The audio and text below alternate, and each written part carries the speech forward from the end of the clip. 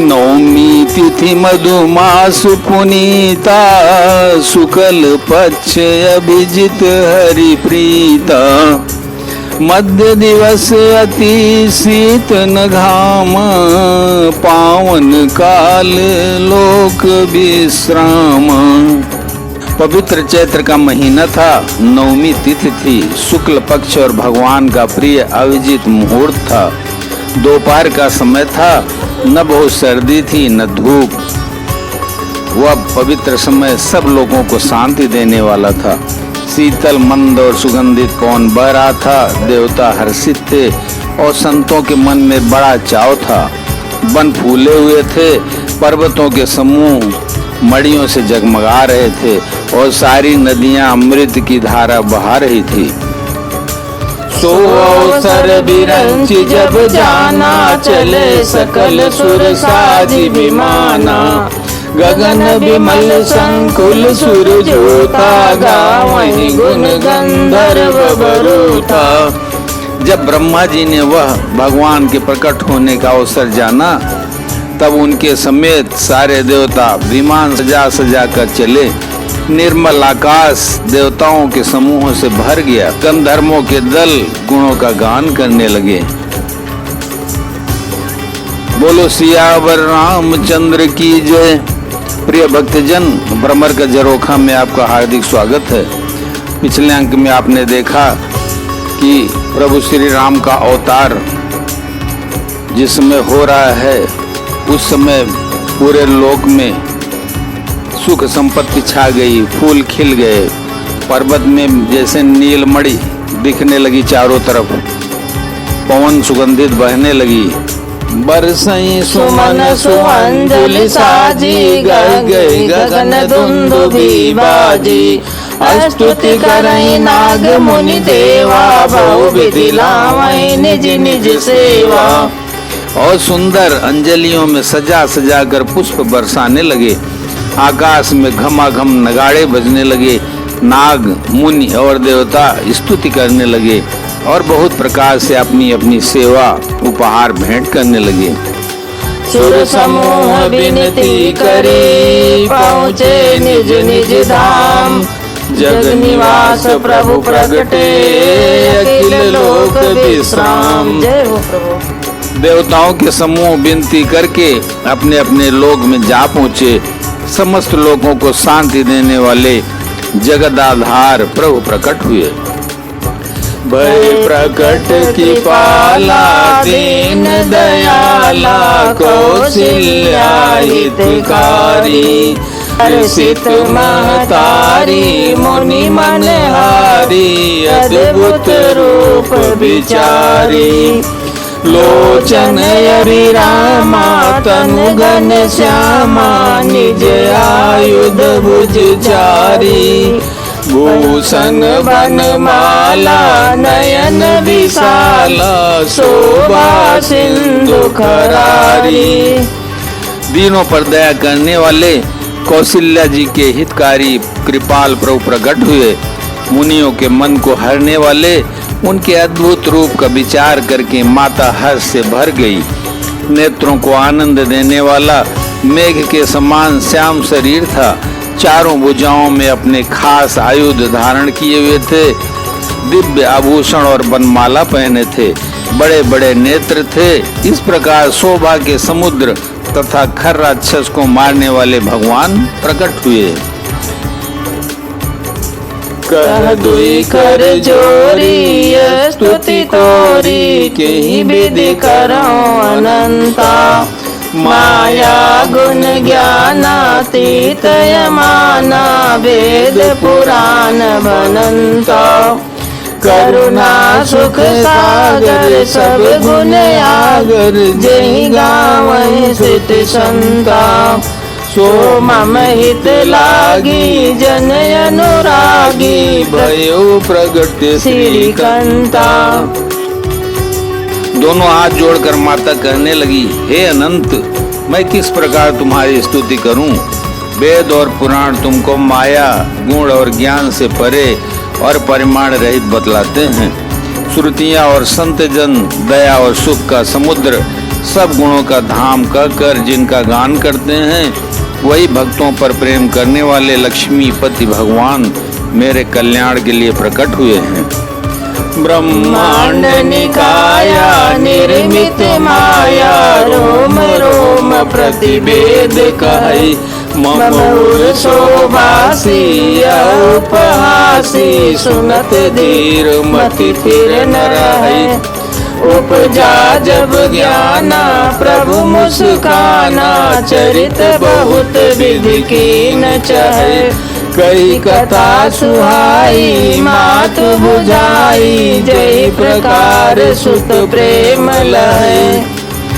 वेद कहते हैं कि तुम्हारे प्रत्येक रोम में माया के रचे हुए अनेकों ब्रह्मांडों के समूह भरे हैं, वे तुम मेरे गर्भ में रहे। इस हंसी की बात के सुनने पर धीर विवेकी पुरुषों की बुद्धि भी स्थिर नहीं रहती, विचलित हो जाता। उत्पन्न हुआ तब प्रभु मुस्कुराए। वे बहुत प्रकार के चरित्र गणना चाहते हैं, अतः उन्होंने पूर्व जन्म की सुंदर कथा कहकर माता को समझाया, जिससे उन्हें पुत्र का वात्सल्य प्रेम प्राप्त हो, भगवान के प्रति पुत्र भाव हो जाए। माता पुनि बोली सोमति डोली, तजहु तात यह रूपा, की जय शिशुलीला अति प्रिय शीलाया, सुख परम अनूपा। सुनि वचन सुजाना रोदन ठाना, होई बालक सुर भूपा। यह चरित जगावई हरिपद पावई, तेन परई भवकूपा। माता की वह बुद्धि बदल गई। तब वह फिर बोली, हे तात, यह रूप छोड़कर अत्यंत प्रिय बाल लीला करो, मेरे लिए यह सुख परम अनुपम होगा।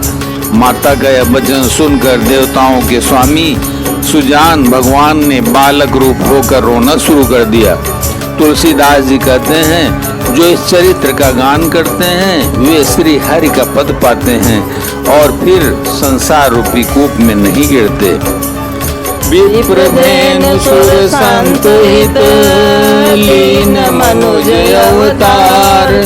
निज इच्छा निर्मित तनु, माया गुण गोपार। ब्राह्मण, गौ, देवता और संतों के लिए भगवान ने मनुष्य का अवतार लिया है।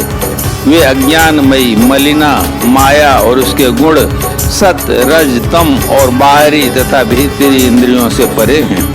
उनका दिव्य शरीर अपनी इच्छा से ही बना है, किसी कर्म बंधन से परवश होकर त्रिगुणात्मक भौतिक पदार्थों के द्वारा नहीं बना। सुनु शिशुरुदन परम प्रिय बानी, संभ्रम चली आई सब रानी। हर सित जहाँ तहाँ दाई दासी, आनंद मगन सकल पुरवासी।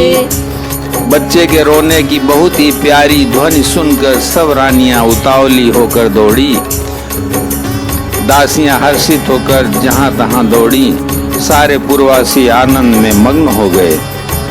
दशरथ पुत्र जन्म सुनि काना, मानहु ब्रह्मानंद समाना।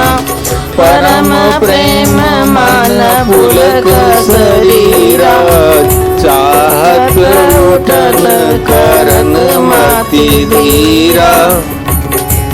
राजा दशरथ जी पुत्र का जन्म कानों से सुनकर मानो ब्रह्मानंद में समा गए। मन में अतिशय प्रेम है, शरीर पुलकित हो गया, आनंद में अधीर हुई। बुद्धि को धीरज देकर और प्रेम में शिथिल हुए शरीर को संभाल कर वे उठना चाहते हैं। जाकर नाम सुनत शुभ होई, मोरे गृह आवा प्रभु सोई। परमानंद पूरी मन राजा, कहा बोलाई बजावाहु बाजा। जिनका नाम सुनने से ही कल्याण होता है, वही प्रभु मेरे घर आए हैं। यह सोचकर राजा का मन परम आनंद से पूर्ण हो गया। उन्होंने बाजे वाले को बुलाकर कहा कि बाजा बजाओ। गुरु वशिष्ठ कहाँ गए वहाँ कारा, आए द्विजन सहित नृप द्वारा। अनुपम बालक देखे निजाई, रूप राशि गुण कई ना सिराई। गुरु वशिष्ठ जी के पास बुलावा गया। वे ब्राह्मणों को साथ लिए राजद्वार पर आए। उन्होंने जाकर अनुपम बालक को देखा, जो रूप की राशि है और जिसके गुण कहने से समाप्त नहीं होते। जय हो प्रभु।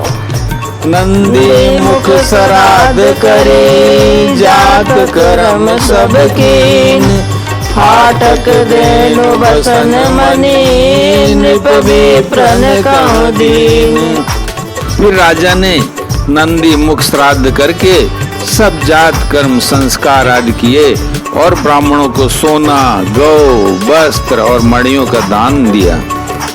ध्वज पताक तोरण पुर छावा, कई न जाई जई भांति बनावा। सुमन वृष्टि आकाश ते होई, ब्रह्मानंद मगन सब लोई। ध्वजा, पताका और तोरणों से नगर छा गया। जिस प्रकार से वह सजाया गया उसका तो वर्णन ही नहीं हो सकता। आकाश से फूलों की वर्षा हो रही है। सब लोग ब्रह्मानंद में मग्न हैं। बोलो सियावर रामचंद्र की जय, पवन सुत हनुमान की जय, उमापति महादेव की जय।